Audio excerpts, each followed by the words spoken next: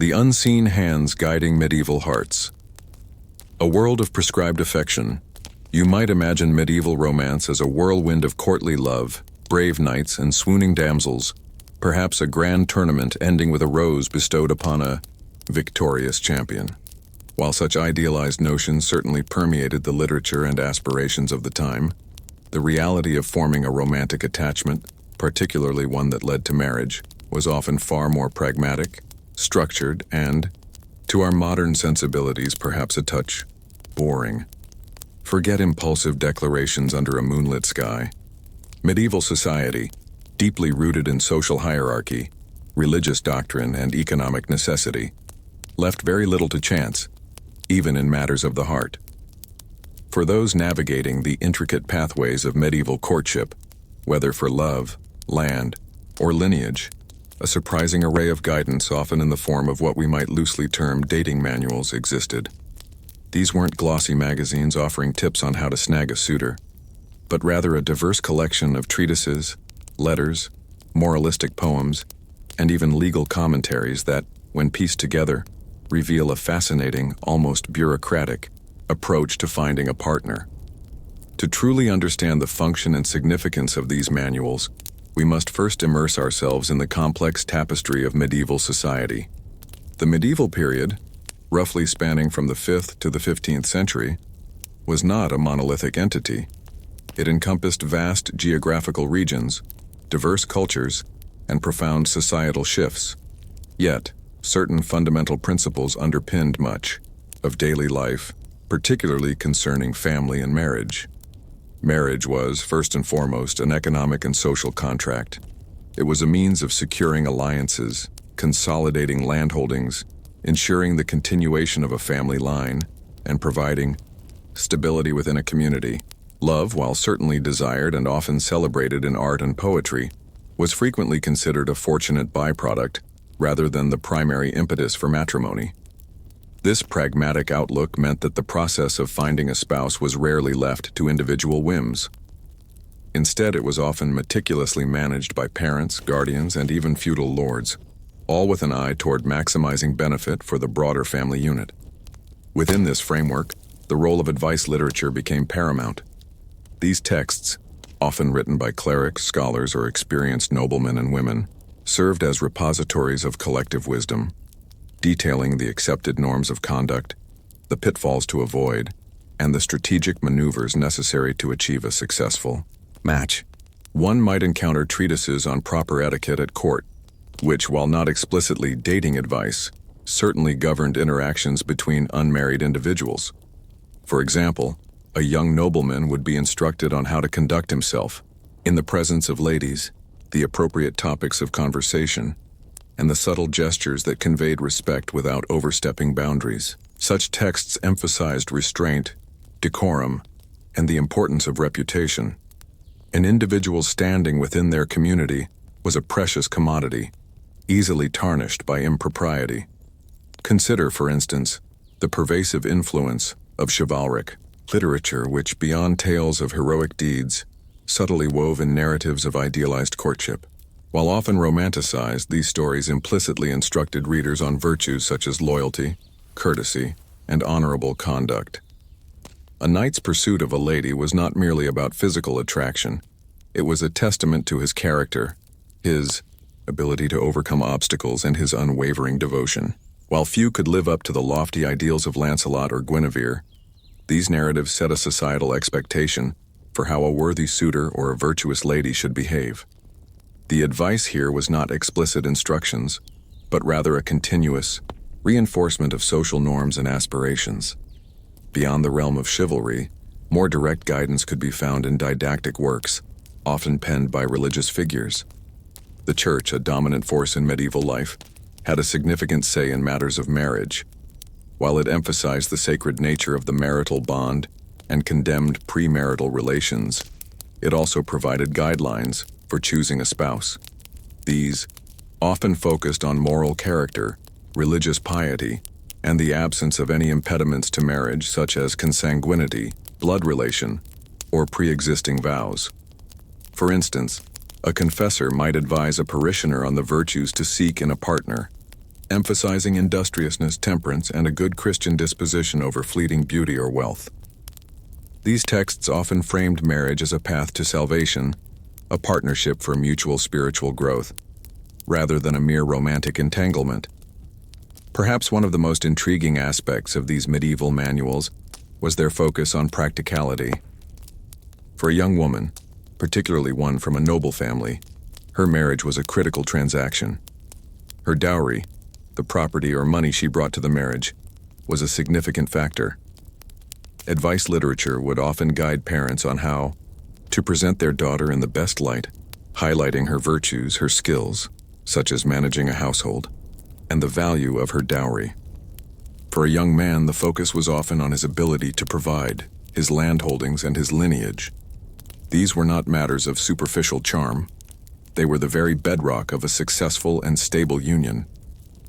The advice was less about how to make someone fall in love with you, and more about how to demonstrate your worthiness as a partner in a deeply stratified society. Even the art of letter writing played a crucial role, often serving as a preliminary form of communication between potential spouses or their representatives. Treatises on rhetoric and letter writing provided templates and guidance on how to craft appropriate messages, ensuring that one conveyed the correct level of respect, formality, and interest without appearing too eager or too indifferent. A key. Well-crafted letter could open doors, while a poorly written one could close them. These were not love letters in the modern sense, filled with effusive declarations, but rather carefully constructed diplomatic missives designed to advance a potential match. The sheer volume and variety of these texts underscore a fundamental truth about medieval life. Very little was left to individual improvisation. Society operated on established customs and traditions, and personal relationships, especially those as vital as marriage, were no exception. The bizarre dating advice from medieval times, therefore, wasn't about convoluted pickup lines or psychological tricks. It was about navigating a rigid social landscape, understanding the intricate web of obligations and expectations, and ultimately, securing a match that benefited not just the individuals, but their families and their communities. It was a testament to the fact that even something as seemingly personal as finding a partner was, in the Middle Ages, a deeply communal and often highly formalized endeavor. But what happened when these carefully laid plans went awry? What if the prescribed paths to partnership deviated, or individual desires clashed with societal expectations? And how did these manuals account for the undeniable, if often inconvenient, force of human attraction in a world so dominated by practicality? The medieval world, with its carefully constructed social hierarchies and pragmatic approach to marriage, might seem like a place where love was secondary to lineage and land. Yet human nature, with its unpredictable desires and messy emotions, often refused to conform to even the most meticulously laid plans. So, what happened when the prescribed paths to partnership deviated? When the dating manuals encountered the inconvenient force of human attraction, or when individual desires clashed with societal expectations? The answers lie in a fascinating tapestry of rebellion, resilience, and the enduring power of love, even in its most unconventional forms. One of the most significant challenges to the rigid structure of medieval courtship was the simple fact that people, even those bound by duty and tradition, still fell in love. While marriages were often arranged for economic or political reasons, genuine affection could, and often did, blossom within those unions. However, the period also saw instances where individuals defied expectations, choosing partners based on personal attraction rather than familial obligation. This could lead to complex situations, particularly for women who had less autonomy in choosing their spouses.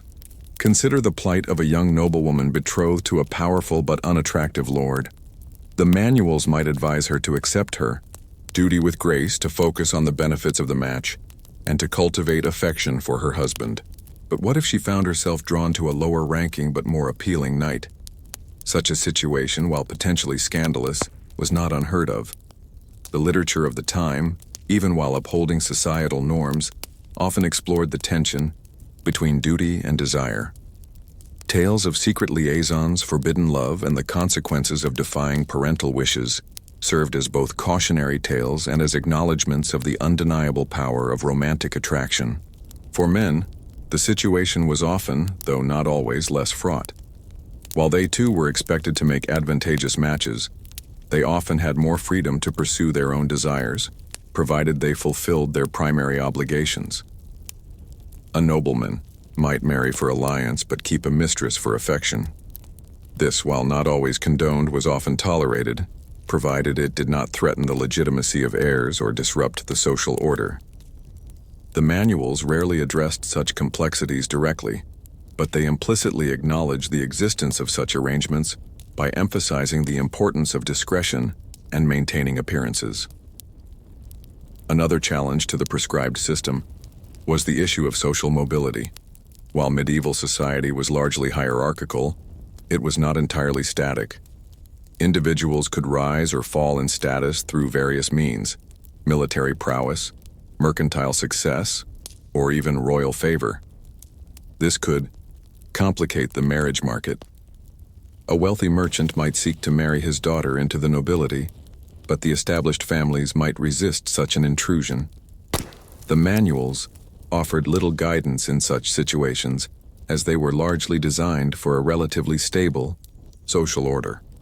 These cases often required shrewd negotiation, careful maneuvering, and a willingness to challenge existing norms. The Church, while a staunch supporter of traditional marriage, also played a complex role in shaping the landscape of medieval courtship. It emphasized the importance of free consent, meaning that a marriage to be valid had to be entered into willingly by both parties. This, in theory, offered some protection against forced marriages. However, the definition of free consent could be ambiguous, particularly in cases where familial pressure was intense. The Church also provided avenues for annulment, though these were often difficult to obtain and required proving specific impediments, such as consanguinity or impotence. Perhaps one of the most fascinating aspects of medieval courtship was the persistence of folk traditions and popular beliefs, which often coexisted, sometimes uneasily, with the official doctrines and the advice literature. Charms, potions, and rituals designed to attract a lover or ensure a successful marriage were widespread. These practices, often rooted in pre-Christian beliefs, offered an alternative, more magical approach to finding a partner. The manuals largely ignored these practices, but their prevalence suggests that many individuals, particularly those outside the elite circles, sought guidance beyond the formal channels. Even the legal system, often seen as a bastion of order and tradition, could be surprisingly flexible when it came to matters of the heart. While marriage was primarily a religious affair, secular courts often had to adjudicate disputes arising from broken engagements, contested dowries, or accusations of breach of promise. These cases reveal the human dramas that lay beneath the surface of formal arrangements: the jilted lover seeking redress, the family fighting over inheritance, the individual seeking to escape an unwanted union. The bizarre dating advice from medieval times, therefore, wasn't just about following rules. It was about navigating a complex web of social expectations, personal desires, and often conflicting advice. It was about finding love, or at least a suitable partner, in a world where practicality often trumped passion, but where the human heart, with its capacity for both devotion and defiance, continued to beat.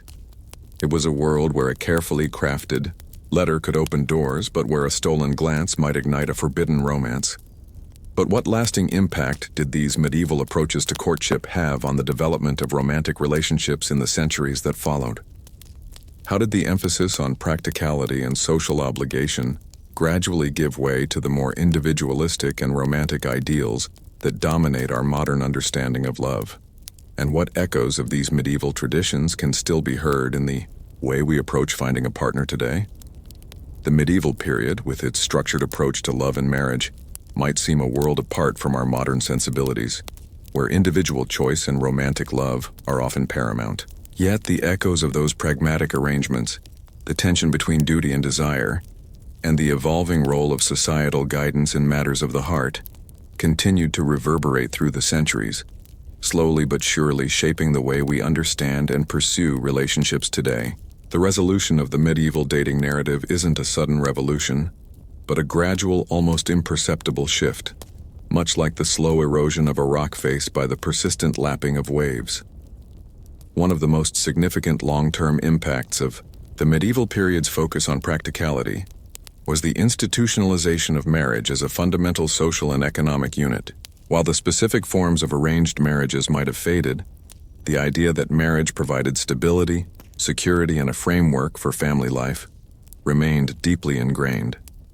Even as romantic love gained prominence, the underlying practical considerations, financial stability, shared values, social compatibility, never entirely disappeared. Modern dating, for all its emphasis on individual attraction, still involves a subtle, often subconscious assessment of a potential partner's suitability for a stable future, a direct lineage from those medieval concerns.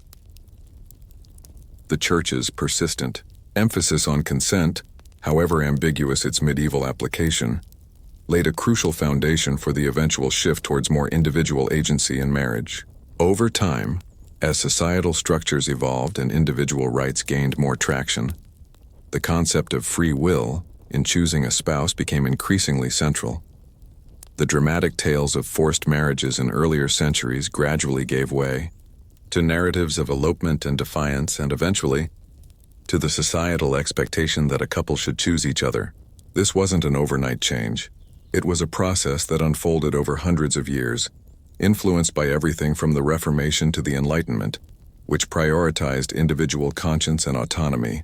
The manuals themselves, in their various forms, also underwent a transformation. As literacy rates slowly increased and the printing press made information more accessible, advice literature became more widespread and, crucially, more varied. While didactic and moralistic texts continued to exist, they were increasingly joined by secular guides on etiquette, social graces, and the art of conversation. These new dating manuals began to focus less on the pragmatic logistics of family alliances and more on the personal qualities that made an individual attractive and desirable. Charm, wit, and cultivation of specific social skills started to supersede solely economic or lineage-based qualifications. Consider the 18th and 19th centuries, often portrayed as eras of heightened romanticism. While passionate love stories filled novels and plays, the reality of courtship was still heavily influenced by social conventions. Balls, chaperoned visits, and formal introductions were the primary arenas for meeting potential partners. Yet, within these structured environments, individuals were increasingly expected to cultivate personal connections and express their affections, albeit through carefully orchestrated means. The advice shifted from how to secure a good match to how to conduct a proper courtship that leads to a good match. The focus was still on marriage, but the path to it incorporated more emotional engagement. The enduring influence of chivalric ideals, even if romanticized and reinterpreted, also played a subtle role. The concept of a man demonstrating his worthiness to a woman, showing courtesy and respect, and striving to be a good protector and provider, persisted for centuries. While the jousting grounds disappeared, the metaphorical battles for affection continued, expressed through acts of kindness, thoughtful gestures, and demonstrations of character. Similarly, the ideal of a virtuous and graceful woman, often emphasized in medieval texts, evolved into the notion of a refined and accomplished lady, still guiding expectations for female behavior in courtship. What we also see in the resolution of this medieval dating narrative is the increasing complexity of human relationships, beyond mere procreation and property.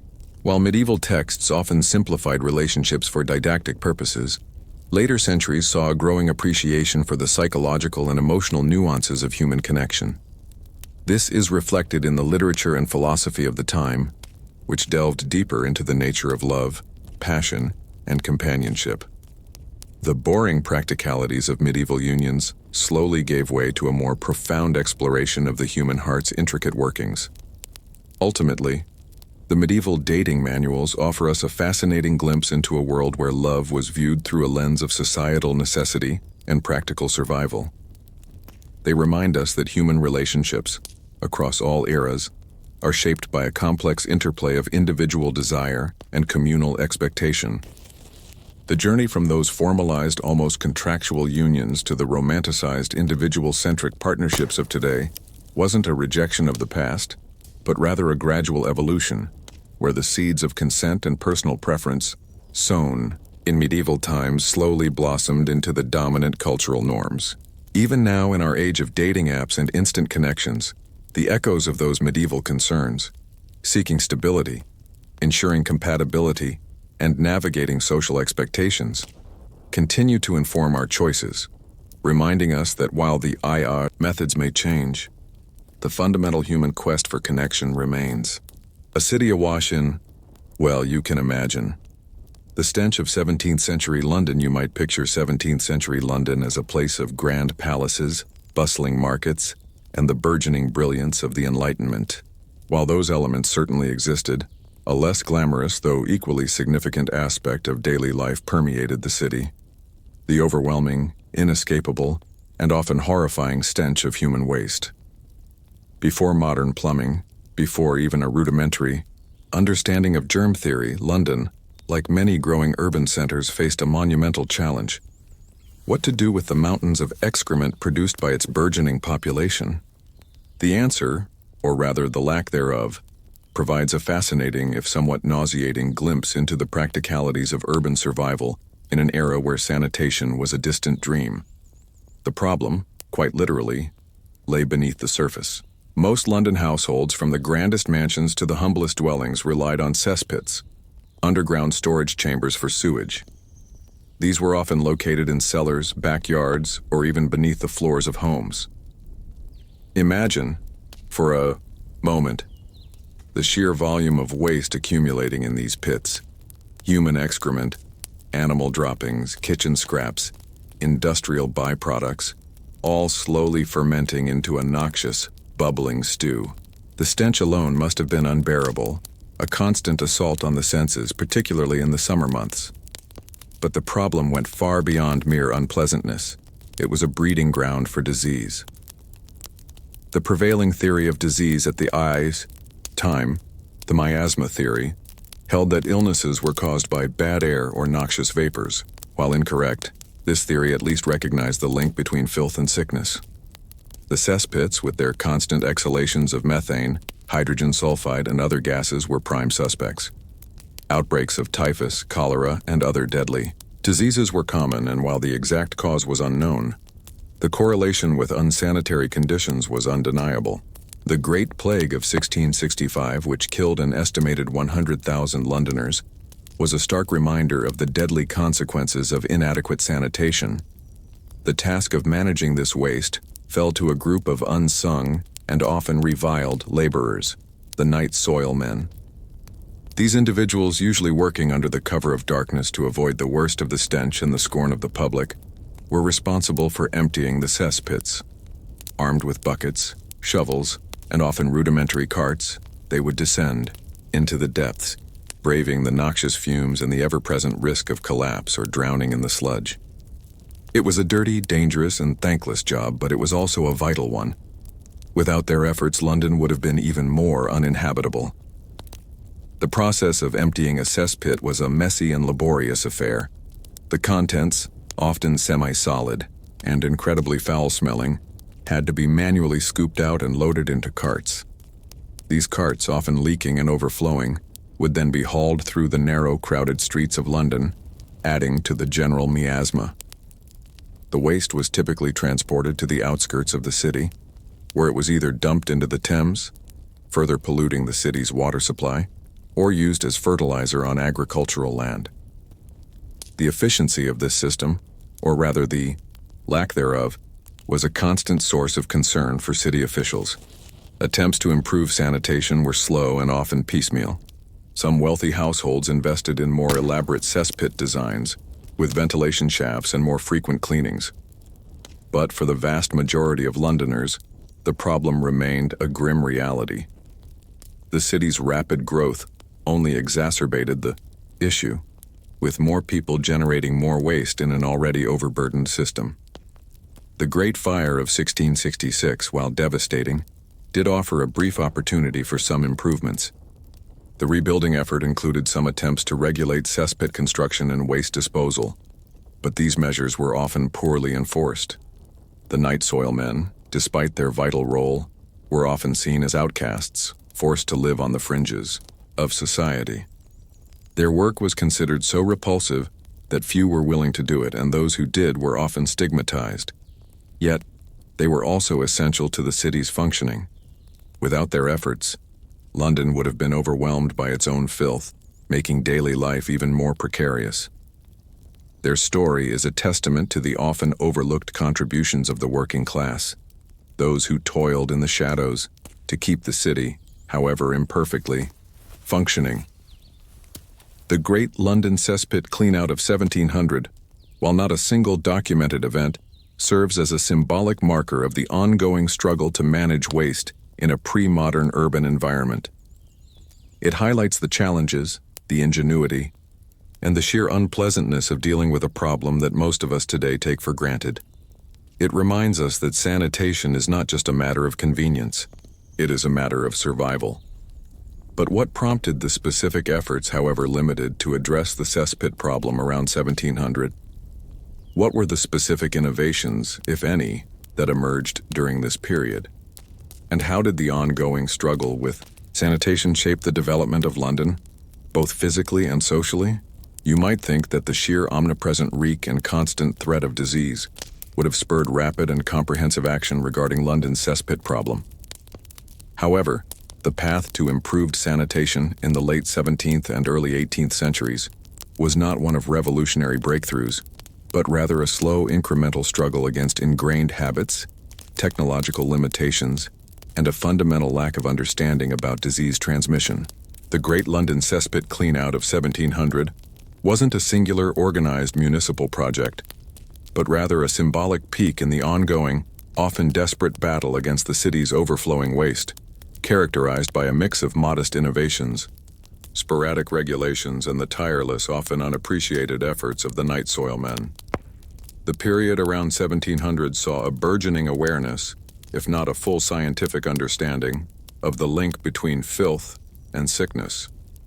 While the miasma theory still held sway, the practical experience of plague and other epidemics made it abundantly clear that cleaner environments seemed to suffer less.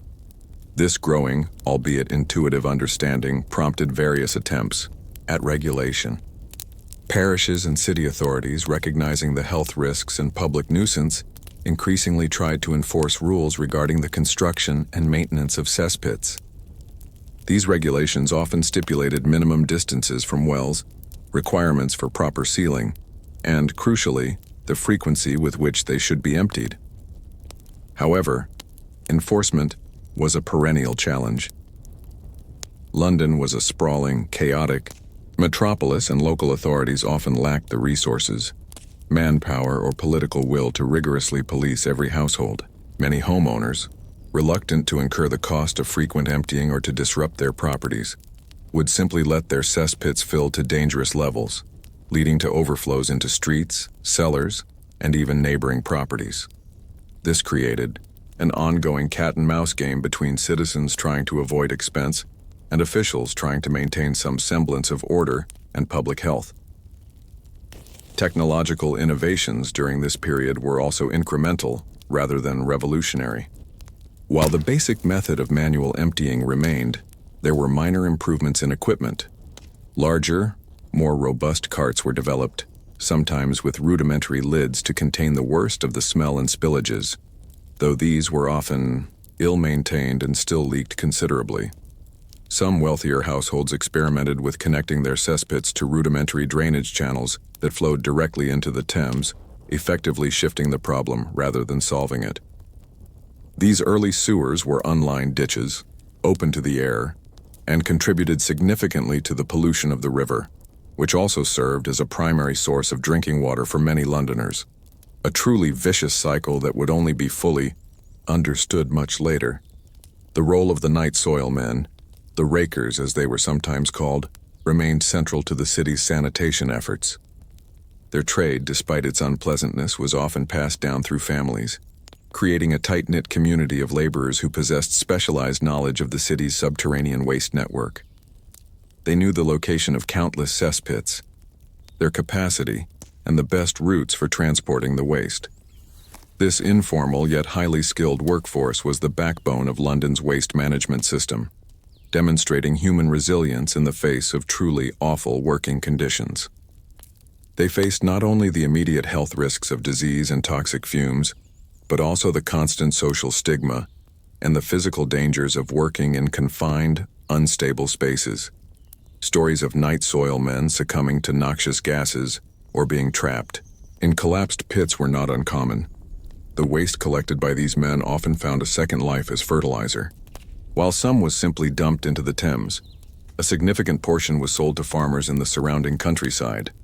This created a rather unsavory but economically viable recycling system where urban waste fueled rural agriculture. This symbiotic relationship, while seemingly efficient, also contributed to the spread of disease, as pathogens from the city could be transferred to agricultural lands and then potentially back into the food supply. This highlights the complex and often unforeseen consequences of pre-scientific waste management practices. Beyond the physical movement of waste, the legal and social framework surrounding property rights and public nuisance also played a role. Neighbors frequently brought lawsuits against each other over overflowing cesspits, blocked drains, and the unbearable stench emanating from adjacent properties. These legal battles, meticulously documented in court records, provide a granular view of the daily struggles of Londoners living with poor sanitation. They demonstrate the individual and communal frustrations, the constant negotiations, and the desperate attempts to maintain some level of personal and public hygiene in a dense, polluted environment. The Great London Cesspit Clean-out of 1700, therefore, symbolizes not a singular triumph over waste, but a critical period of intense struggle and emerging awareness.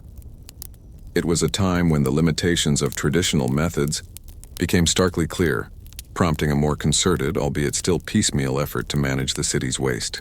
The battle was far from won, but the seeds of future, more comprehensive sanitary reforms were being sown, driven by the sheer scale of the problem and the persistent threat of epidemic disease.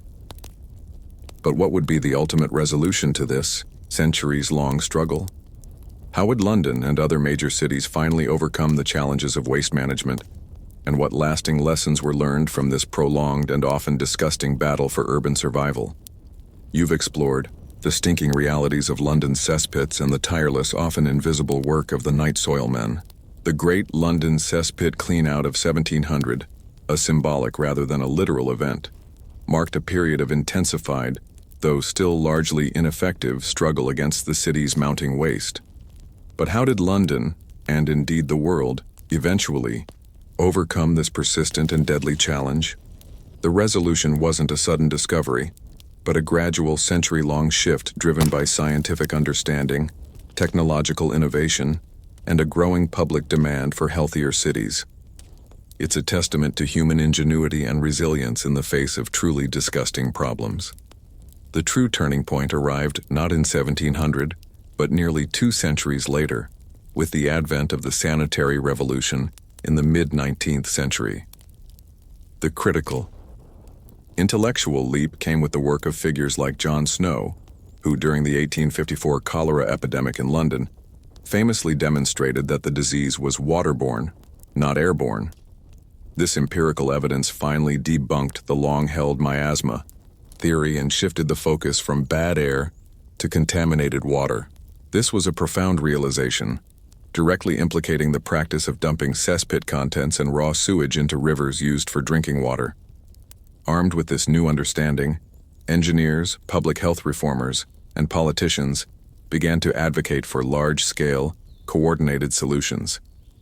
The most significant of these was the development of comprehensive sewer systems. London's most ambitious project, the construction of its vast underground sewer network, was spearheaded by Joseph Basil Gett in the 1860s. This monumental undertaking involved building hundreds of miles of brick-lined intercepting sewers, pumping stations and treatment works to divert raw sewage away from the Thames and out to the estuary. This massive infrastructure project, though incredibly expensive and complex, dramatically reduced waterborne diseases and transformed the health of the city. The design of these new systems also saw the widespread adoption of the flush toilet. While rudimentary water closets existed earlier, they became practical and widely implemented once a dedicated sewer network could carry away the waste efficiently. This simple innovation, replacing the manual emptying of cesspits with a convenient flush, revolutionized household sanitation and profoundly changed daily life for millions. The flush toilet became a symbol of modern hygiene and a clear demarcation from the unsanitary past. Beyond the physical infrastructure, the legal and social frameworks also evolved. Public health acts were passed, making proper sanitation a legal requirement for new buildings and holding landlords accountable for maintaining healthy conditions. Local authorities were empowered to oversee waste disposal and water purity. The night soil men, once the unsung heroes of a dirty trade, saw their profession gradually phased out as modern plumbing and sewerage systems rendered their services obsolete. Their legacy, however, remains a powerful reminder of the human effort required to manage waste before the age of engineering. The lessons learned from London's long struggle with its cesspits are profound and continue to resonate today. Firstly, they highlight the interconnectedness of public health and urban planning. You can't separate the health of a population from the infrastructure that supports it. Secondly, they demonstrate the power of scientific inquiry to solve seemingly insurmountable problems. The shift from miasma to germ theory wasn't just an academic debate. It saved countless lives and spurred practical, effective solutions. Finally, the story of London's sanitation is a testament to human resilience and adaptation.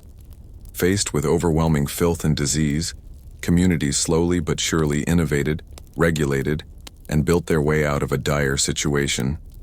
Even in modern times, with advanced sewage treatment and waste management, the principles forged during this sanitary revolution remain critical. Many developing nations still grapple with challenges akin to those faced by 17th century London, underscoring that access to clean water and effective sanitation is not a given, but a hard-won victory requiring continuous effort and investment. The next time you flush a toilet or drink a glass of tap water, remember the centuries-long struggle, the pervasive stench, and the unsung laborers who paved the way for the clean, healthy cities we largely take for granted today. The daily grind of a Roman legionary. Beyond the battlefield, inside the camp, you might envision a Roman legionary as a gleaming figure, clad in polished lorica segmentata, sword drawn, bravely charging into battle against barbarians. And while moments of heroic combat certainly punctuated their lives, the vast majority of a legionary's existence was far more mundane, far more rigorous, and often, quite frankly, boring. Forget the glory of the gladius. The true essence of Roman military might lay not just in its formidable fighting prowess, but in its unparalleled discipline, meticulous organization, and the sheer relentless grind of daily life within the confines of the military camp. This wasn't just a place to rest. It was a carefully constructed, self-sufficient miniature city, designed for efficiency, hygiene, by ancient standards, and the perpetual readiness for war. To truly appreciate the Roman legionary, we must strip away the romanticized notions of empire and conquest and dive into the gritty reality of their routine. A legionary's life was a masterclass in controlled tedium, a testament to the idea that victory was forged as much in the sweat of training and the precision of engineering as it was on the battlefield. From the moment a recruit swore the sacramentum, oath of allegiance, his individual identity began to dissolve, replaced by the collective identity of the legion. He was no longer just a farmer or a city dweller. He was a cog in the most efficient war machine the ancient world had ever seen, and his daily life reflected this complete integration.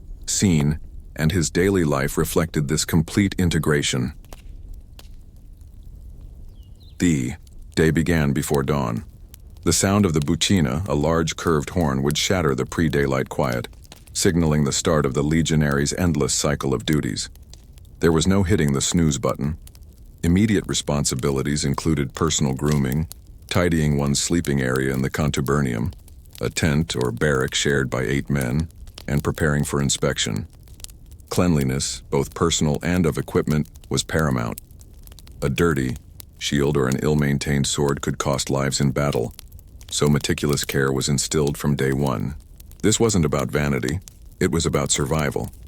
After this initial flurry of activity, the legionary would likely head for breakfast, a simple affair consisting of hardtack, biscuits made from grain, perhaps some cheese and diluted wine, or pasca, a mixture of water, vinegar, and sometimes herbs. Surprisingly refreshing and effective at preventing scurvy. Meals were functional, designed to provide sustenance for a physically demanding day, not for culinary pleasure. Food was rationed carefully, ensuring every man received his due, preventing discontent and maintaining physical strength. The logistics of feeding thousands of men on the move or in a permanent camp were a marvel of ancient administration, requiring constant resupply lines and efficient distribution.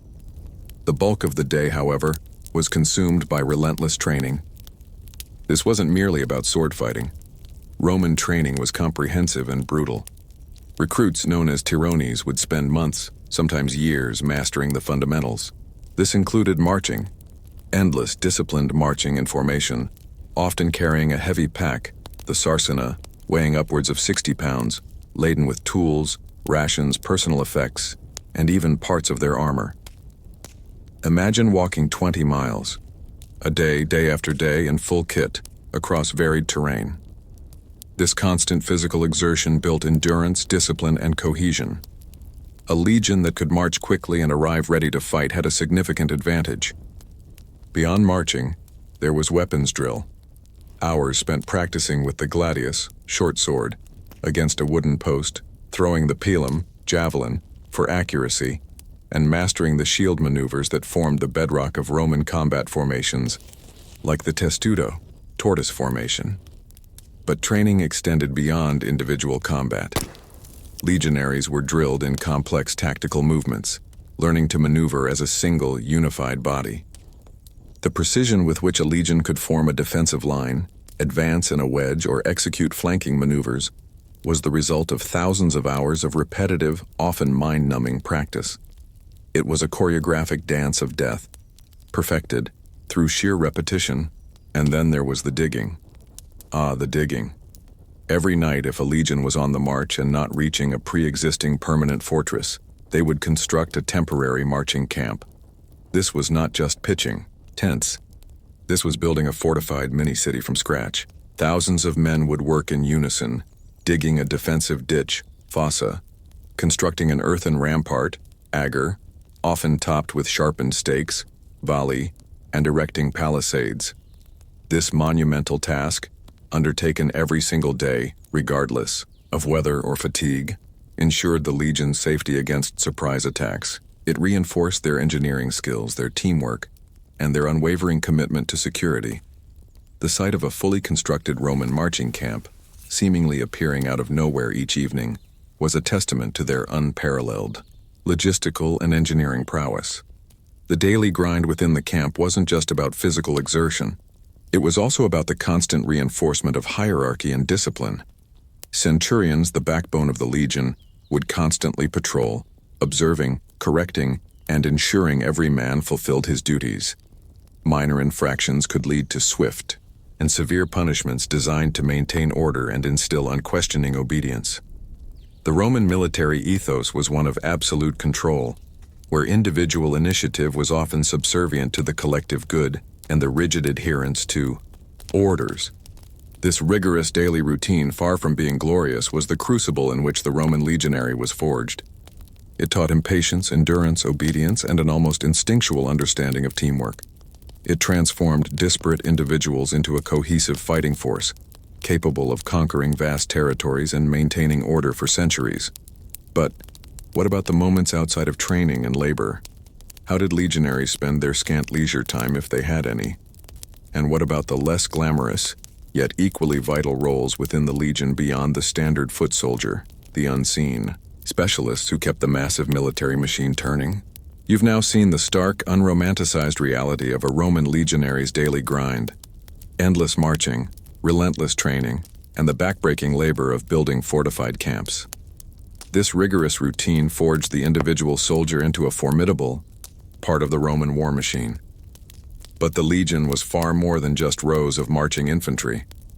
It was a complex, self-sustaining ecosystem, a miniature city on the move or in permanent juja, teeming with a surprising array of specialists, a meticulously managed logistics chain, and even moments, however brief, of leisure and social interaction.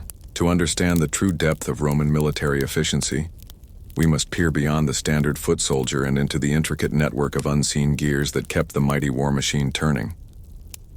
Beyond the common legionary, the Roman army relied heavily on a vast array of specialists and artisans. These were not just auxiliary personnel. They were integral to the legion's ability to operate independently for extended periods.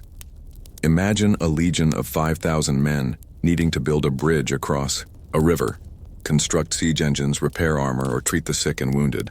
This required skilled individuals. You'd find engineers, architects, surveyors, bridge builders, who were crucial for camp construction, road building, and siege warfare. These were the minds behind the monumental feats of Roman engineering that still impress us today. They directed the labor of thousands, transforming raw landscapes into strategic strongholds or vital arteries of communication. Then there were the medici, a surprisingly organized component of the Roman army.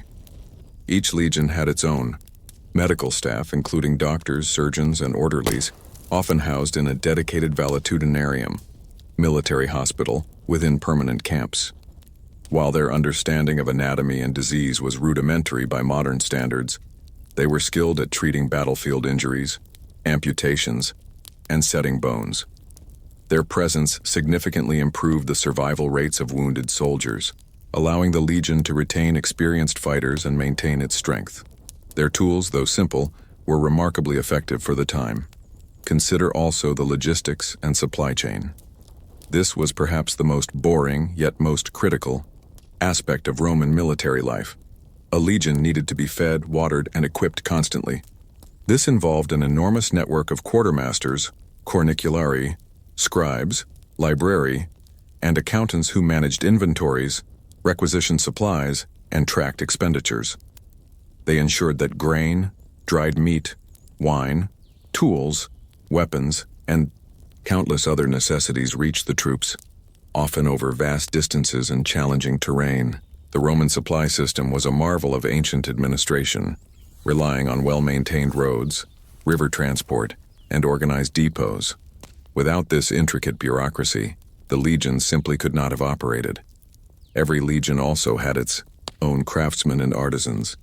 There were carpenters for building, blacksmiths for repairing armor and weapons, leather workers for boots and tents, and even masons for constructing more permanent stone fortifications. These skilled laborers often set up workshops within the camp, turning raw materials into finished goods vital for the legion's self-sufficiency. This meant that a legion could largely produce and repair its own equipment, reducing dependence on external supply lines and increasing its operational autonomy. But what about leisure? With such a demanding routine, one might assume legionaries had no time for themselves. While their free time was indeed limited, it was not entirely absent. After duties, particularly in established permanent camps, legionaries could engage in various activities. Gambling with dice was a popular pastime, often leading to lively, if sometimes problematic, interactions. Baths were a crucial aspect of Roman life, both civilian and military. Permanent camps would feature communal bathhouses, providing a space for hygiene, relaxation, and social bonding. The strategic placement of bathhouses in camps underscored the Roman understanding of sanitation, even if imperfect. Beyond personal pursuits, the contubernium itself, the 8-man tent or barrack unit, fostered a strong sense of camaraderie. These men lived, worked, and fought together, forming bonds that often lasted a lifetime. They shared stories, jokes, and undoubtedly, complaints about their centurion. This shared experience and mutual reliance created a powerful sense of brotherhood that was vital for morale and unit cohesion, particularly in the harsh realities of military life. Sometimes legionaries would engage in bartering and small-scale trade with local civilians, selling surplus rations or handmade items for a bit of extra cash or local goods. In more permanent camps, a vicus, civilian settlement, would often spring up just outside the camp walls, providing services like taverns, brothels, and markets. While soldiers were often forbidden from marrying, long-term relationships with local women were common, sometimes leading to families that would eventually become integral to the local economy. The daily grind of a Roman legionary, therefore, encompassed far more than just fighting. It was a complex tapestry of highly specialized roles, meticulous logistical planning, and the small human moments of leisure and camaraderie that kept spirits alive.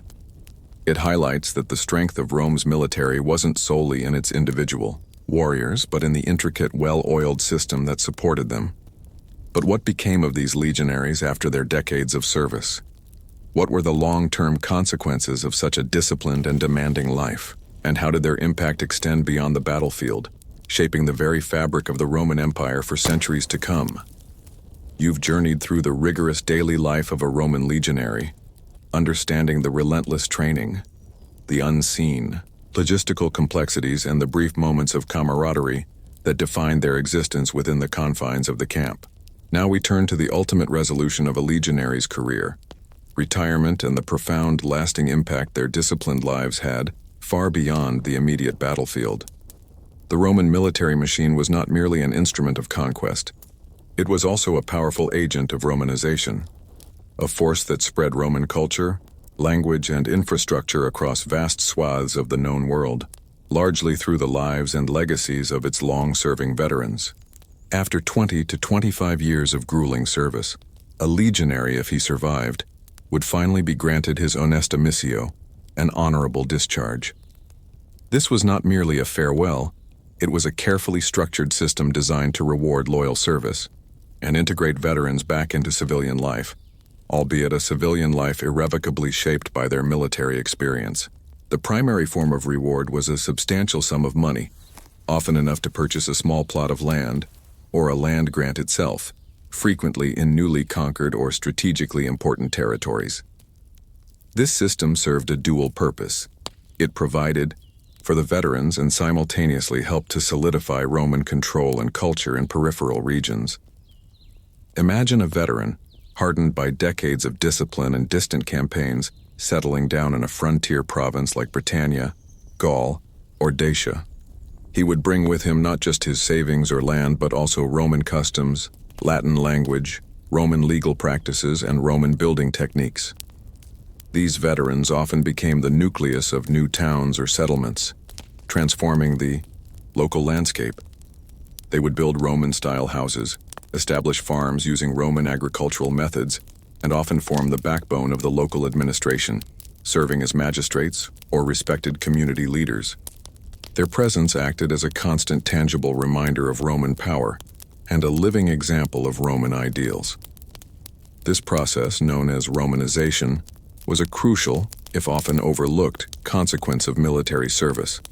It wasn't just about military occupation.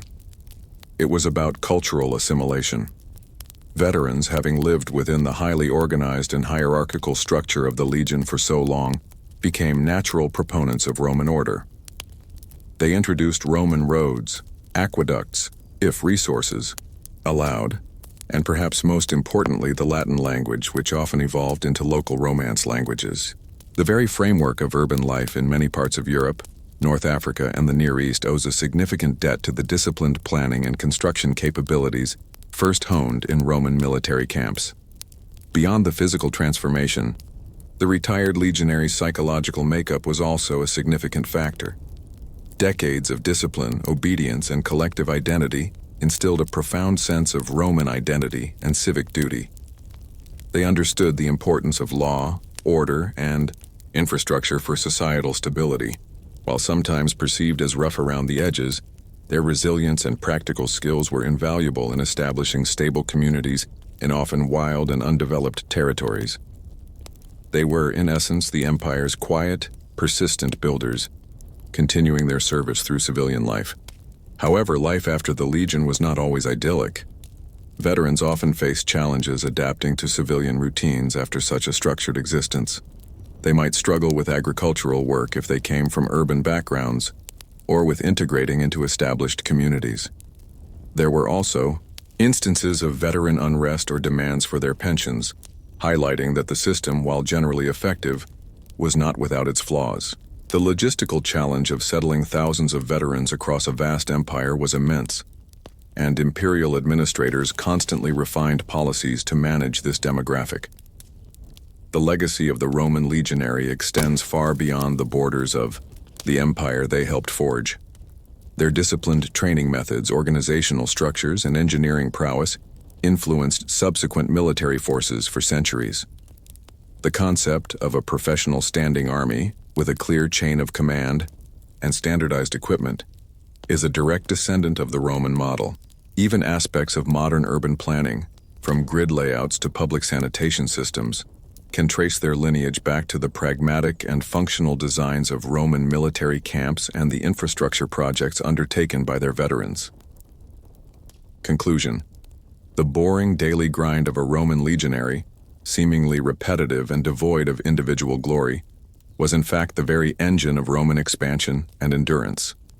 Their lives, dictated by discipline and duty, transformed not just battlefields, but entire landscapes and cultures. From the sweat and dust of their training camps to their retirement as Romanized citizens on distant frontiers, the Roman legionary was a silent, persistent force that shaped the ancient world. Their story reminds us that the grand narratives of history are often built upon the painstaking, repetitive efforts of ordinary individuals who, through their collective discipline, achieved extraordinary things. The echoes of their boots on ancient roads, the foundations of their camps, and the very structure of many European towns speak to an enduring legacy that began with the mundane marvel of a legionary's everyday life. The peculiar predicament of the pineapple in Georgian England, a symbol of status, a cultivation conundrum. You might think of the pineapple today as a common, readily available fruit, perhaps found in a supermarket aisle, canned or enjoyed on a pizza. A controversial choice, perhaps. But rewind to Georgian England, specifically the late 17th and 18th centuries, and the pineapple was not just a fruit, it was a phenomenon. It was a horticultural marvel, a potent symbol of wealth, power, and exoticism, so rare and coveted that its very presence at a dinner party could elevate one's social standing to dizzying heights. Yet beneath its spiky crown and golden flesh lay a profound logistical and botanical conundrum: how to cultivate a tropical fruit in the notoriously damp and temperate climate of Great Britain. The answer, or rather the prolonged and painstaking search for it, reveals a fascinating intersection of aristocratic ambition, nascent scientific inquiry, and the sheer, almost absurd effort required to bring a taste of the tropics to the English elite. The pineapple, Ananas commosis, was first encountered by Europeans in the Caribbean during Christopher Columbus's second voyage in 1493. Its unique appearance, a crown of stiff leaves atop a segmented, juicy body, and its exquisite sweetness immediately captivated those who tasted it. However, transporting it back to Europe proved incredibly difficult. The fruit spoiled quickly, and the long sea voyages were fraught with challenges. For over a century, fresh pineapples remained a rarity, a luxury reserved for monarchs and the highest nobility, often arriving bruised and spoiled, a mere shadow of their tropical glory. This scarcity only amplified its mystique and desirability, turning it into a truly aspirational object. By the late 17th century, the challenge shifted from mere transportation to local cultivation. Owning and displaying a fresh homegrown pineapple became the ultimate horticultural flex, a visible declaration of one's wealth, scientific curiosity, and mastery over nature. It wasn't enough to simply import them. The truly discerning aristocrat wanted to grow them. This ambition spurred a quiet yet intense horticultural race among the landed gentry. The problem, of course, was climate. Pineapples thrive in hot, humid environments with consistent temperatures, precisely the opposite of England's fickle weather. The solution, or the beginnings of one, lay in the development of the pineapple pit, or hothouse. These were not the sophisticated glass houses we know today. Early versions were more akin to glorified cold frames, often sunken into the ground and heated by decomposing organic matter, primarily horse manure. You heard that right. The very symbol of aristocratic opulence was often nurtured by piles of steaming dung. The heat generated by the decomposing manure would rise through the soil, warming the air within the pit and mimicking, however imperfectly, the tropical conditions the pineapple craved. The construction of these pits was an arduous and expensive undertaking. They required significant labor to dig, specialized brickwork, and a continuous supply of fresh manure, which was a considerable logistical challenge in itself. Maintaining the correct temperature and humidity within these rudimentary structures was an art form, requiring constant vigilance. Too hot and the plants would scorch. Too cold, and they would perish. The temperature regulation was often managed by opening and closing vents or by adding and removing layers of manure, a surprisingly hands-on and smelly endeavor for a high-status pursuit. The plants themselves were also a significant investment. They had to be imported usually as crowns, the leafy top of the fruit, or suckers, offshoots from the base of the plant, which were then carefully rooted. The entire cultivation process was incredibly slow. It could take 2 to 3 years, sometimes even longer, for a single pineapple plant to produce a fruit. This prolonged waiting period further inflated the fruit's value and desirability. Imagine tending a plant for years, pouring resources into its care, all for a single, fleeting fruit. The social ritual surrounding the pineapple was as elaborate as its cultivation. Once ripe, a homegrown pineapple was not simply eaten. It was displayed, often prominently, at grand dinner parties, sometimes for days, allowing guests to marvel at its perfection and, more importantly, to acknowledge the host's wealth and horticultural prowess. It might be passed around the table, admired, perhaps even gently sniffed before finally being sliced and shared. Even then, the slices were often small, ensuring that as many guests as possible could partake in this extraordinary delicacy. For those who couldn't afford to grow or even buy a whole pineapple, there were even accounts of the fruit being rented for a single evening, displayed at a party, and then returned to its owner for another lucrative rental. The peculiar predicament of the Georgian pineapple, therefore, was not just about growing a fruit. It was about bending nature to aristocratic will, pushing the boundaries of horticultural science and creating a potent symbol of status in a society obsessed with appearances. The sheer effort, expense, and commitment required to produce a single ripe pineapple transformed it into an almost mythical object, far removed from the mundane reality of its cultivation in a manure-heated pit. But what happened when these painstakingly grown fruits were finally presented? How did the host and guests engage with this symbol of opulence? And what further bizarre lengths would people go to in their pursuit of this thorny king of fruits? You've discovered the immense effort and peculiar methods involved in cultivating pineapples in the inhospitable Georgian climate, transforming them from exotic imports into coveted homegrown symbols of status. But the journey of the Georgian pineapple didn't end with its successful ripening in a steaming manure pit.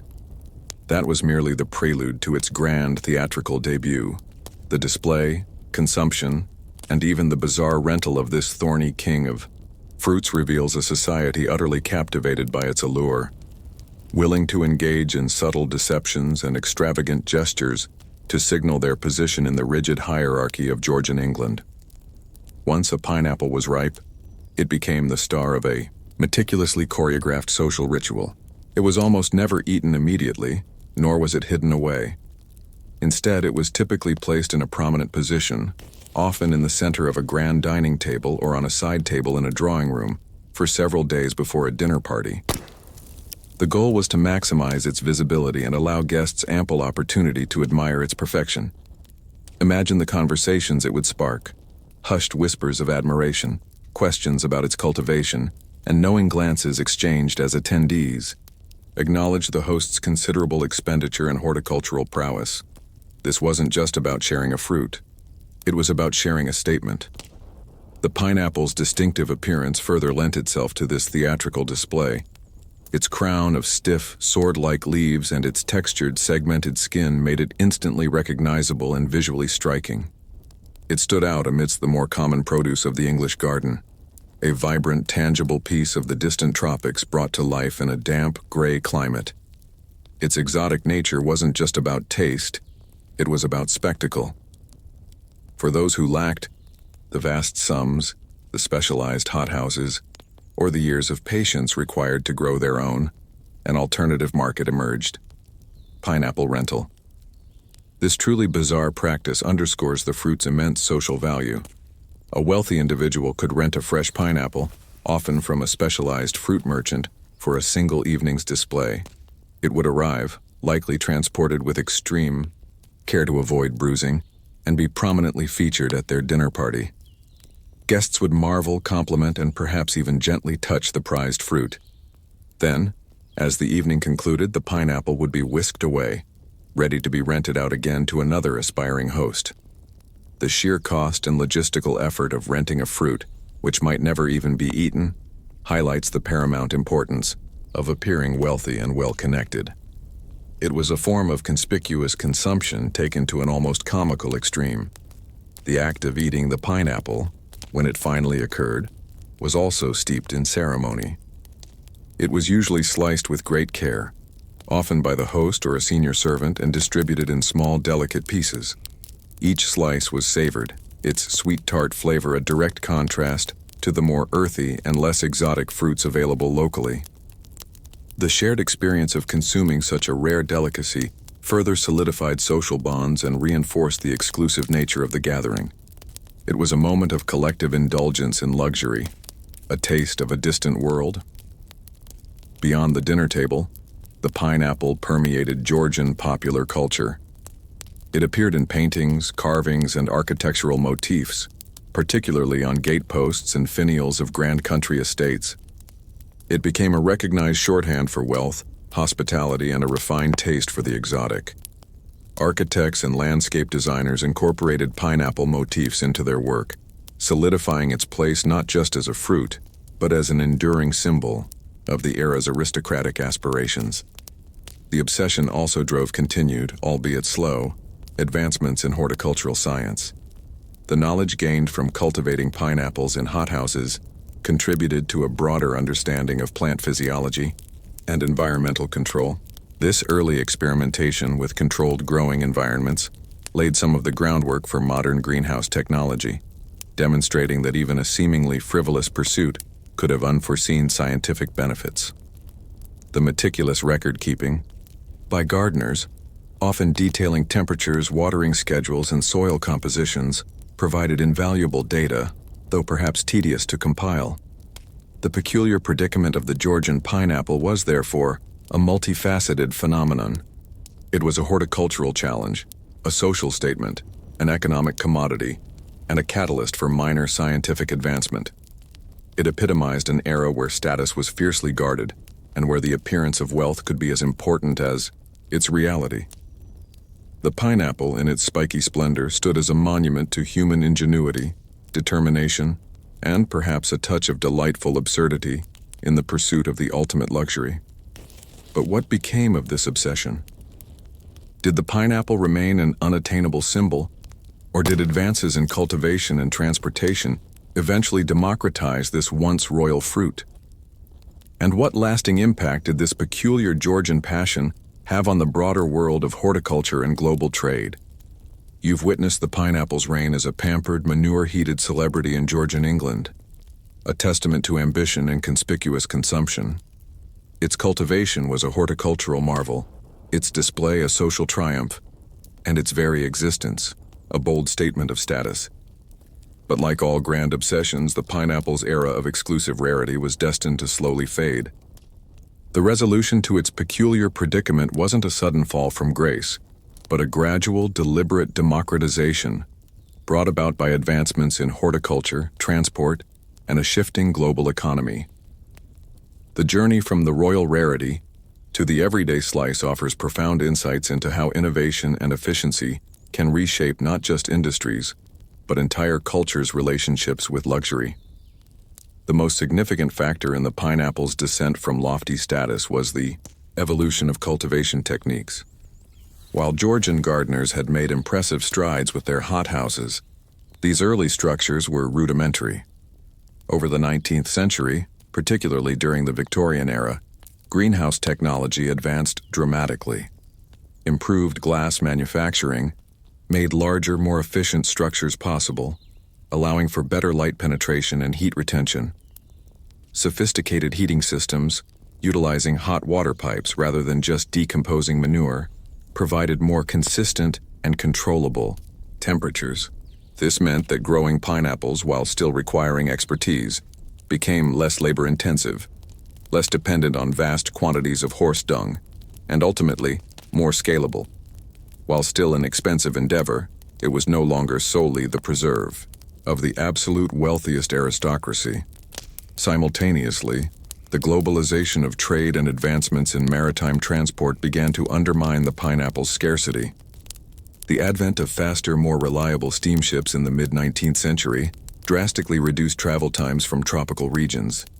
This meant that fresh pineapples, harvested closer to ripeness, could be brought to European markets with far less spoilage. By the late 19th and early 20th centuries, dedicated fruit steamers and refrigerated cargo holds made large-scale import feasible, turning the occasional bruised delicacy into a regular, albeit still somewhat expensive, import.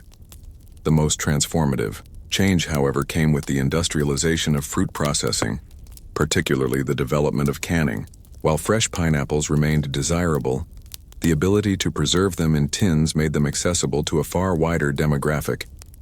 The first successful commercial pineapple cannery was established in the Azores in the 1880s, followed by larger-scale operations in Hawaii in the early 20th century, notably by figures like James Dole.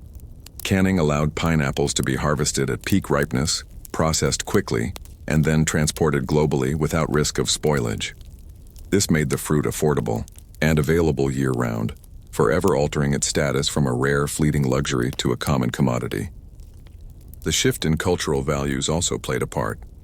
As industrialization and a growing middle class reshaped society, the overt displays of wealth that defined the Georgian era slowly began to be replaced by different forms of social signaling. While fine dining and exotic foods remained important, the sheer novelty and exclusivity of the pineapple diminished as it became more readily available. The theater of the fruit gave way to more straightforward consumption. The lasting impact of the Georgian pineapple obsession is multifaceted. On one hand, it highlights the power of symbolic consumption in shaping social hierarchies. The pineapple was less about its taste, though it was delicious, and more about what its possession communicated about one's status. This principle of luxury goods as status symbols continues to this day, albeit with different products. On the other hand, it demonstrates the crucible effect of demand on innovation. The intense desire for pineapples spurred horticulturalists to push the boundaries of agricultural science, leading to advancements in controlled environment agriculture that would eventually benefit countless other crops. The painstaking, boring details of managing those early hothouses laid foundational knowledge for modern greenhouses and vertical farms. Finally, the story of the pineapple's journey from aristocratic marvel to supermarket staple is a microcosm of globalization's transformative power. It illustrates how technology, trade, and enterprise can democratize access to goods that were once the exclusive preserve of the elite, reshaping economies, diets, and cultural landscapes. The peculiar predicament of the Georgian pineapple, therefore, wasn't just a quirky footnote in history. It was a juicy prelude to the interconnected, accessible world of food we inhabit today. The next time you pick up a can of pineapple, consider the centuries of painstaking effort, vast expense, and the strange social rituals that led it to your plate. The bureaucratic odyssey of the Silk Road. Taxes, tariffs, and the timeless trade of paperwork. You might picture the Silk Road as a romantic tapestry of vast deserts, intrepid merchants, and laden camels winding their way across ancient landscapes laden with exotic silks, spices, and precious gems. While that imagery holds a certain truth, it's merely the glittering surface of an incredibly complex and surprisingly bureaucratic system.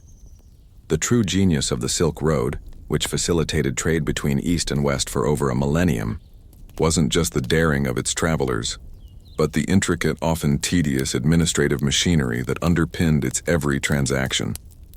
Forget tales of spontaneous encounters. The flow of goods, ideas, and cultures across Eurasia was meticulously managed, taxed, and documented. transforming it into perhaps the world's first truly global economic network, built as much on parchment and clay tablets as on camel hoof and caravan grit. To truly understand the boring but vital aspects of the Silk Road, we need to peel back the layers of romantic mystique and examine the sheer volume of paperwork, regulations, and official oversight that governed its arteries. This wasn't a free-for-all marketplace. It was a tightly controlled corridor of commerce, regulated by a patchwork of empires, kingdoms, and city-states, each eager to extract its share of the immense wealth flowing through its territories. Every caravan, every merchant, every bale of goods was subject to a bewildering array of tolls, taxes, tariffs, and customs duties, all meticulously recorded and enforced. Imagine a caravan leader arriving at a border town, not just with their goods, but with an extensive dossier of permits, licenses, and receipts. These documents, often written on perishable materials like papyrus, wooden tablets, or silk scrolls, were essential for smooth passage. Without the correct paperwork, a merchant could face confiscation of their goods, imprisonment, or even worse fates in remote outposts. This created a demand for scribes, accountants, and customs officials at every major stopping point along the thousands of miles of trade routes. These were the unsung heroes of the Silk Road, the individuals whose meticulous record-keeping allowed the system to function. The taxes themselves varied wildly depending on the region and the era. In some areas, tolls might be levied on a per-camel basis. In others, a percentage of the value of the goods would be exacted. Some rulers preferred payment in specific currencies, while others demanded a portion of the goods themselves. This meant merchants had to be expert negotiators, not just in the price of their wares, but also in the intricacies of local tax laws. They often employed agents or had long-standing relationships with local officials to navigate this administrative labyrinth. This was a world where knowing the local regulations could mean the difference between profit and ruin. Beyond simple taxation, there was also the issue of security and protection. While bandits were a constant threat, many governments along the Silk Road offered a degree of protection for a price. Fortified trading posts, garrisons, and even armed escorts were provided, often in exchange for further fees or a portion of the goods. These protections were not altruistic. They were an investment in the continued flow of taxable wealth. The stability of the trade route was directly linked to the prosperity of the rulers whose lands it traversed. This required a sophisticated military and administrative presence along key stretches, with daily records kept of patrols, incidents, and caravan movements. The very nature of the goods being traded also necessitated bureaucratic oversight. High-value, lightweight commodities like silk, spices, and precious metals were relatively easy to conceal, making smuggling a constant concern. Customs officials would inspect goods, comparing them against manifests and permits. This involved a detailed knowledge of different types of goods, their origins, and their typical values, a highly specialized bureaucratic skill. Disputes over valuations or discrepancies between goods and declarations were common, leading to lengthy negotiations and the inevitable production of more official documents to mediate the conflict. The existence of a common linguistic and numerical framework was also crucial, even if imperfect. While numerous languages were spoken along the route, a surprising level of cross-cultural communication was achieved through the use of Aramaic scripts for administrative purposes in many regions, and the adoption of common weights and measures, even if their precise standards varied. This subtle, almost boring standardization facilitated the exchange of goods and data across vast cultural divides. It was the backbone of interregional understanding. The Silk Road, then, was not just a collection of paths. It was a carefully managed conduit for global commerce, regulated by a complex web of administrative rules, taxes, and security measures. It was a testament to the fact that even in ancient times, large-scale economic activity required a robust, often tedious, bureaucratic apparatus. The romance of the caravan pales slightly when you consider the piles of permits, receipts, and tax forms that accompanied every step of its journey. But what did these documents actually look like? Who were the individuals dedicated to this relentless paperwork? And how did the administrative burden of the Silk Road adapt to the ever-shifting political landscape of Eurasia? You've now glimpsed the hidden bureaucratic skeleton beneath the romantic skin of the Silk Road, understanding that taxes, tariffs, and customs formed the essential framework of its long-distance trade. But who were the silent armies of scribes, the diligent officials, and what were the mundane tools they used to manage this vast economic machine? Delving into the daily lives of these administrative personnel reveals the truly boring but utterly vital mechanics of control, communication, and financial oversight that allowed the Silk Road to function for over a millennium. These were the individuals whose tireless work, often in dusty outposts, kept the flow of wealth moving. The documents themselves were as varied as the cultures along the Silk Road. In China, official records were meticulously kept on bamboo or wooden slips, later on paper scrolls as the technology spread westward. In Central Asia, parchment, leather, and even silk were used for official correspondence and permits. Further west, in regions influenced by Roman or Persian administration, papyrus and eventually parchment predominated.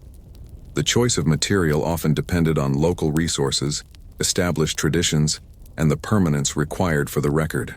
Regardless of the medium, the sheer volume of these documents generated by trade was immense, demanding organized archives and efficient retrieval systems, the ancient equivalent of filing cabinets and databases. The cornerstone of this bureaucratic system was the scribe. These individuals, often highly educated and belonging to a specialized class, were responsible for drafting, copying, and maintaining official records. Their daily life was one of meticulous attention to detail, precision, and endurance. Imagine spending hours under challenging conditions, carefully carving characters onto clay tablets, brushing ink onto fragile paper, or incising text onto wooden slips. Errors could be costly, leading to disputes, delays, or even severe penalties for merchants. They had to be proficient in multiple languages, or at least competent with standard administrative formulas that transcended linguistic barriers. Their tools were simple: styluses, brushes, inkwells, and measuring rods, but their skill was profound. Customs houses were the nerve centers of this paperwork odyssey. At these fortified checkpoints, often located at mountain passes, river crossings, or city gates, officials would meticulously inspect goods, verify documents, and collect duties.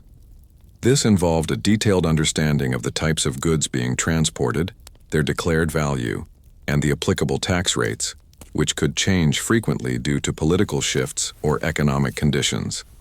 Disputes were common, and the ability of a customs official to negotiate, verify, and resolve issues efficiently was critical to maintaining the flow of trade. They had to be shrewd, incorruptible, ideally, and possess a formidable knowledge of tariffs. A key instrument of control was the official seal, or stamp. Every legitimate document, every parcel of goods that had passed through customs, and every official order would bear the imprint of a unique seal. These seals, often made of clay, metal, or stone, served as a crucial form of authentication in an era without widespread photographic identification or digital records. A customs official would check the integrity of the seal, ensuring it hadn't been tampered with, verifying its authenticity against official records. The breaking or unauthorized possession of a seal could signify smuggling, espionage, or theft. These small, seemingly innocuous objects were powerful symbols of imperial authority and administrative approval. Beyond simple taxation, the bureaucracy of the Silk Road also involved intelligence gathering and security protocols. Rulers along the route were keenly aware of the strategic importance of trade and the potential for it to be exploited by rivals. Thus, caravan movements were often monitored, and merchants might be questioned for intelligence on distant lands. Licenses weren't just for trade. They were often linked to permits to travel, and any deviation from a declared route or an unauthorized stop could raise suspicion. This adds another layer to the boring paperwork. It was also a tool for maintaining political control and security.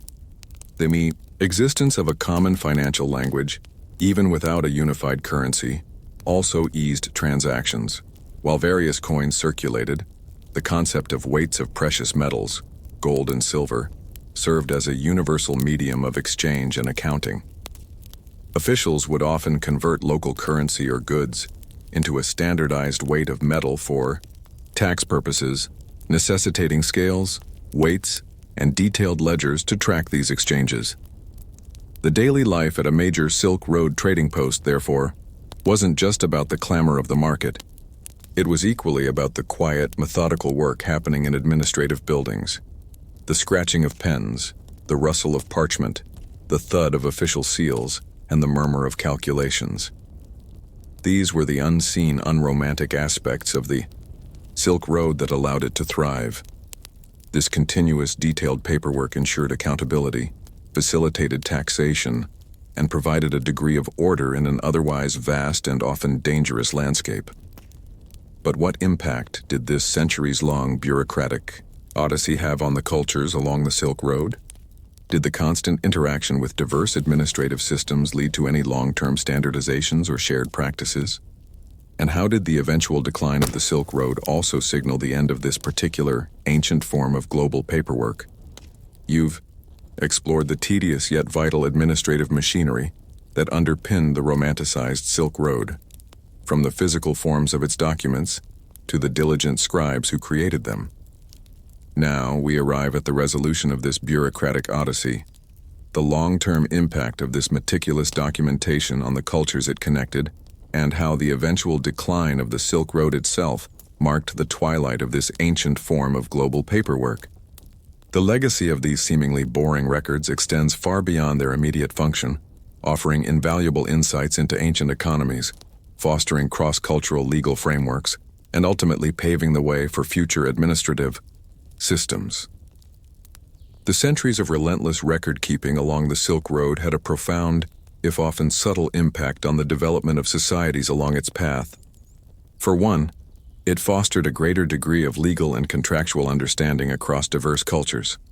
Merchants and officials, accustomed to dealing with written agreements, bills of lading, and official seals, developed a shared understanding of commercial law and the importance of documented transactions.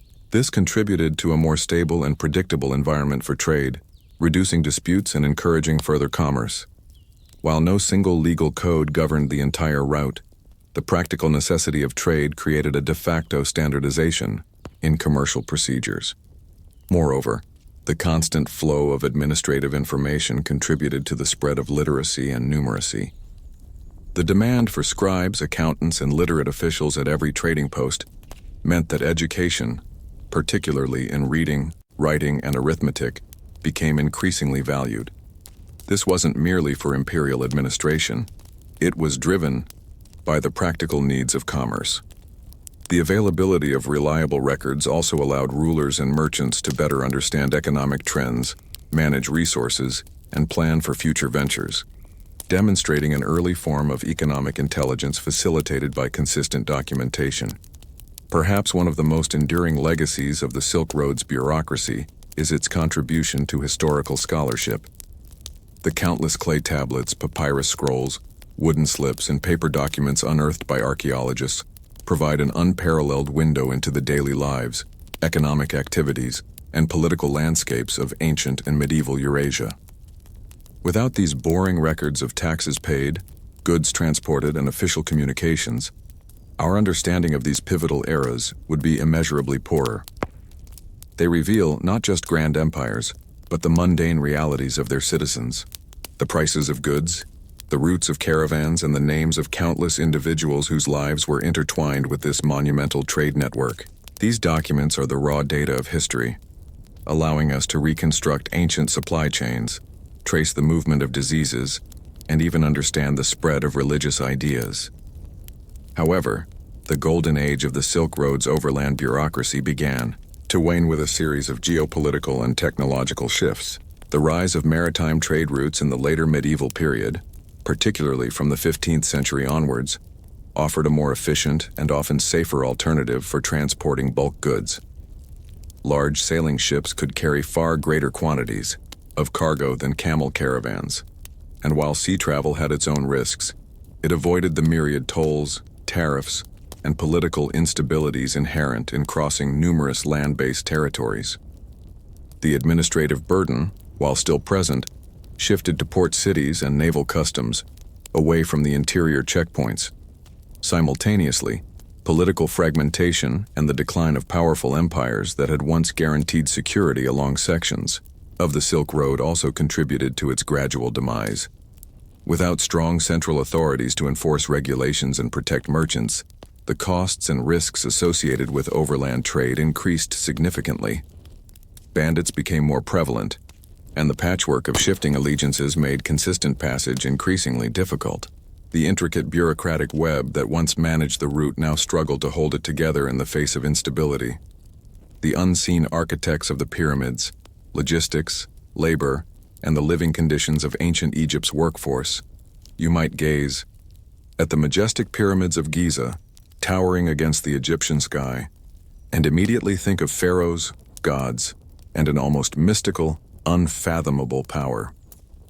They are, without doubt, monumental testaments to ancient ambition.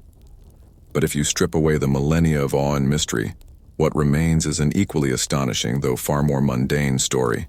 The gritty reality of logistics, labor, and the daily lives of tens of thousands of ordinary people who, for generations, dedicated their existence to building these colossal tombs. Forget alien theories or enslaved masses. The true boring history of the pyramids lies in the meticulous organization, the human ingenuity, and the sheer physical effort required to lift millions of tons of stone, day after day, year after year, under the scorching sun. The prevailing image of pyramid construction often conjures images of slaves toiling under the lash. However, archaeological evidence, particularly from the settlements near the Giza Plateau, tells a far more nuanced and historically accurate tale. The workforce, while certainly compelled and often arduous, was largely composed of skilled laborers, artisans and seasonal workers, farmers who contributed their labor during the annual inundation of the Nile, when their fields were submerged and agricultural work impossible. These were not chattel slaves in the modern sense. They were organized, fed, housed, and compensated, likely with food, beer, and perhaps clothing or shelter for their work. Their motivation stemmed from religious belief, civic duty, and the very practical need for sustenance during the flood season. Consider for a moment the sheer scale of the undertaking. The Great Pyramid of Khufu alone is estimated to contain some 2.3 million stone blocks, weighing an average of 2.5 tons each, with some individual blocks weighing as much as 80 tons. Moving, shaping, and precisely placing these stones required not just brute force, but an unparalleled level of organization and coordination. This was ancient Egypt's largest sustained infrastructure project, demanding a bureaucratic and logistical genius that rivals modern-day engineering feats. The journey of a single stone block was a logistical marvel. Most of the limestone for the pyramid's core was quarried locally, just south of the Giza Plateau. But the high-quality white limestone for the casing came from Tura, across the Nile, and the massive granite blocks for the king's chamber were transported all the way from Aswan, hundreds of miles to the south. This necessitated a complex system of river transport, utilizing barges and rafts during the annual Nile flood, followed by land transport over specially prepared ramps and causeways to the construction site. The actual quarrying process was incredibly labor-intensive. Workers would use copper chisels and wooden mallets to cut channels into the rock, then insert wooden wedges into the channels. When water was poured onto the wedges, they would expand, splitting the stone. Once freed, the massive blocks were then levered onto wooden sledges. Imagine the constant din of hammering, the shouts of supervisors, and the dust-choked air of the quarries day in and day out. This was a slow, arduous, and repetitive task, demanding immense physical strength and coordination.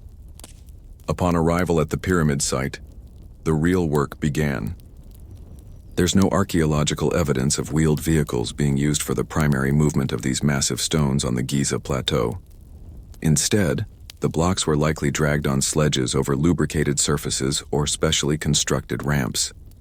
Theories abound about the type of ramps used, straight, spiraling, or internal, but all agree that it involved immense human effort.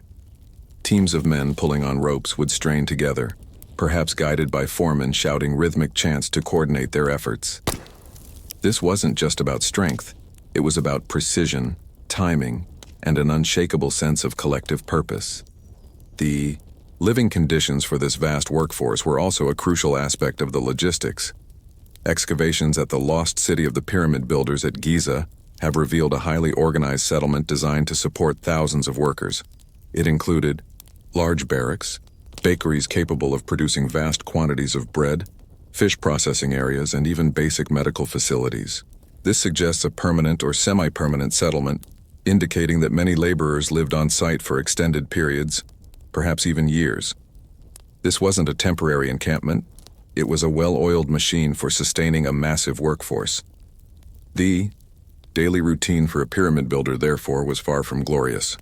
It was a monotonous cycle of quarrying, dragging, shaping, and positioning stone, interspersed with basic meals and limited rest. Their tools were simple: ropes, levers, wooden mallets, copper chisels, and the sheer force of human muscle. Yet through this repetitive, often brutal physical labor, they transformed barren landscapes into structures that have defied time. But what about the skilled artisans and overseers? What were their roles beyond merely directing brute force? And how did the ancient Egyptians manage the minute details of alignment and precise placement of these massive stones without modern surveying equipment? You've explored the raw, physical exertion involved in pyramid building, the vast logistical challenges of moving colossal stones, and the daily lives of the thousands of laborers who toiled under the Egyptian sun. But brute force alone, no matter how organized, cannot account for the astounding precision and scale of the pyramids. These weren't just piles of rock. They were geometrically perfect structures, aligned with cardinal points and built with an accuracy that still baffles modern engineers. This level of precision points to another, equally boring but absolutely vital layer of the pyramid building process: the meticulous work of surveyors, master craftsmen, and an intricate management hierarchy that acted as the unseen architects, orchestrating a monumental symphony of stone. At the pinnacle of this project management structure were the viziers and high-ranking officials who oversaw the entire operation, reporting directly to the pharaoh. Beneath them were various levels of supervisors and foremen, from regional administrators down to the gang leaders who directly managed teams of 10 to 20 laborers. These were the middle managers of ancient Egypt, responsible for motivating their teams, ensuring daily quotas were met, and maintaining order. Their role was critical in translating the grand vision of the pharaoh into tangible, step-by-step tasks for thousands of workers. It required exceptional organizational skills, a firm hand, and perhaps a deep understanding of human psychology to keep such a vast workforce productive. The true intellectual architects of the pyramids were the master builders and surveyors. These individuals possessed a sophisticated understanding of mathematics, geometry, and astronomy, skills far beyond what we might imagine for the ancient world. They were responsible for laying out the pyramid's base with astonishing accuracy, ensuring its perfect squareness and precise orientation to the cardinal directions. How did they achieve this without compasses or GPS? They likely used a combination of astronomical observations, particularly of the circumpolar stars, to establish true north.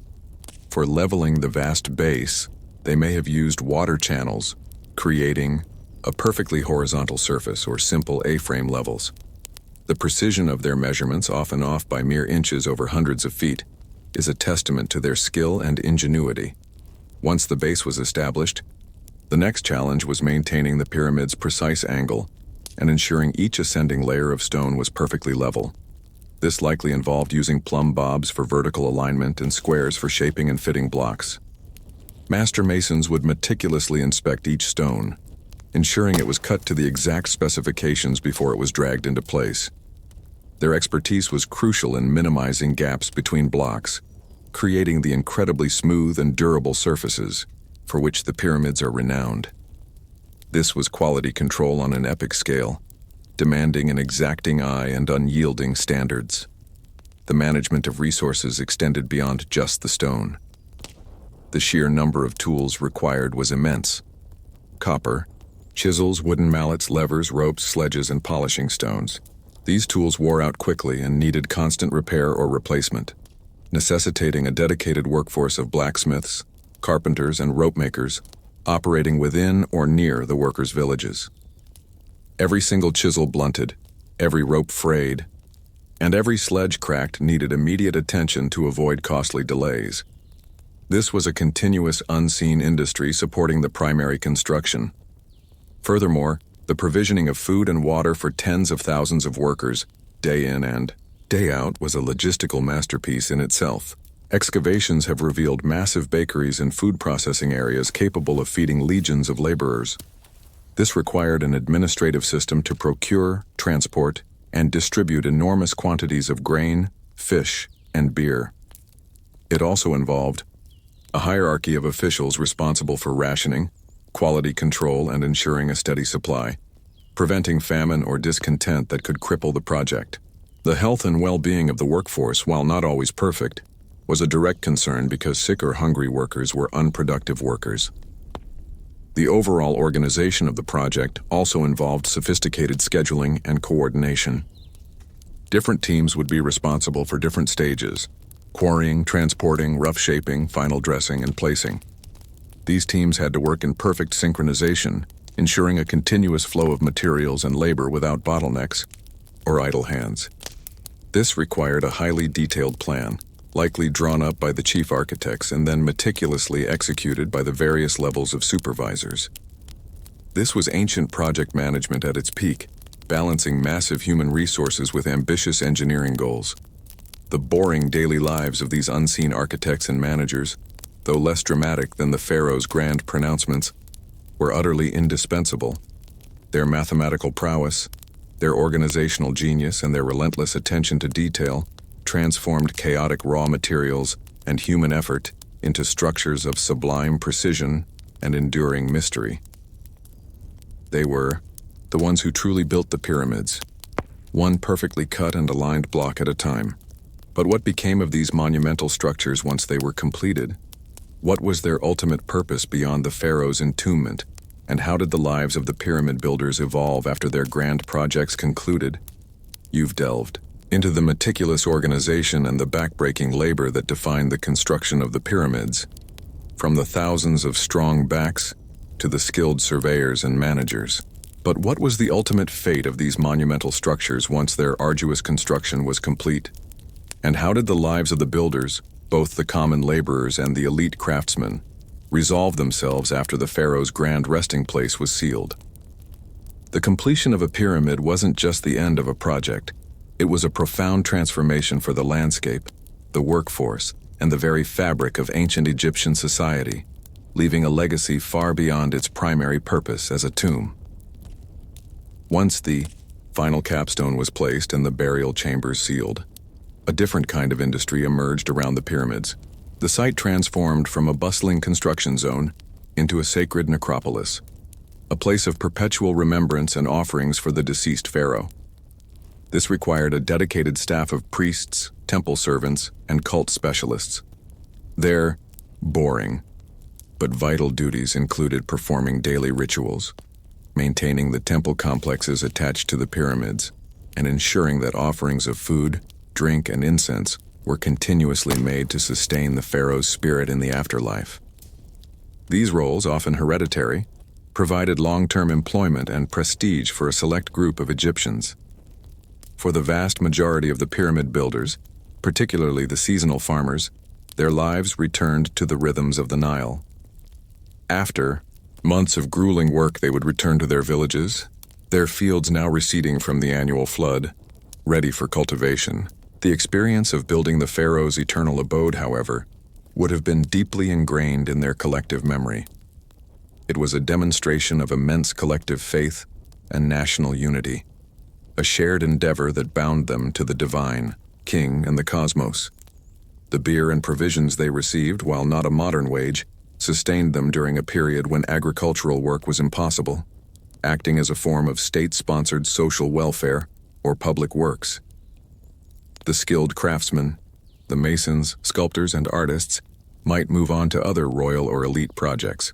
Their expertise, honed on the grand scale of the pyramids, would have been invaluable for carving sarcophagi, decorating tombs, or constructing temples across Egypt.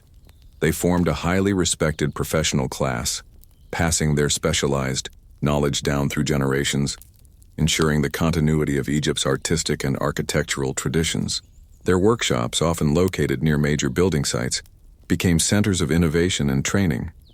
The pyramids, beyond their function as tombs, became enduring symbols of Egyptian power, stability, and religious belief. They dominated the landscape, serving as a constant reminder of the pharaoh's divinity and the centralized authority of the state. Their very existence was a propaganda tool, showcasing the ability of the pharaoh to command vast resources and human labor to achieve feats of engineering thought impossible. They weren't just monuments, they were statements etched in stone, visible for miles, reinforcing the social and political order.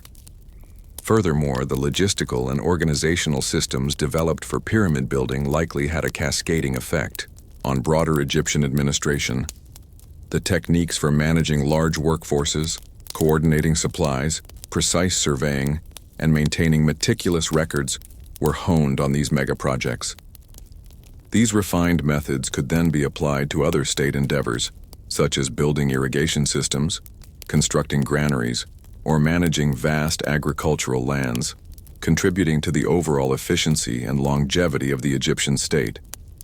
The boring administrative practices perfected at Giza became blueprints for national governance,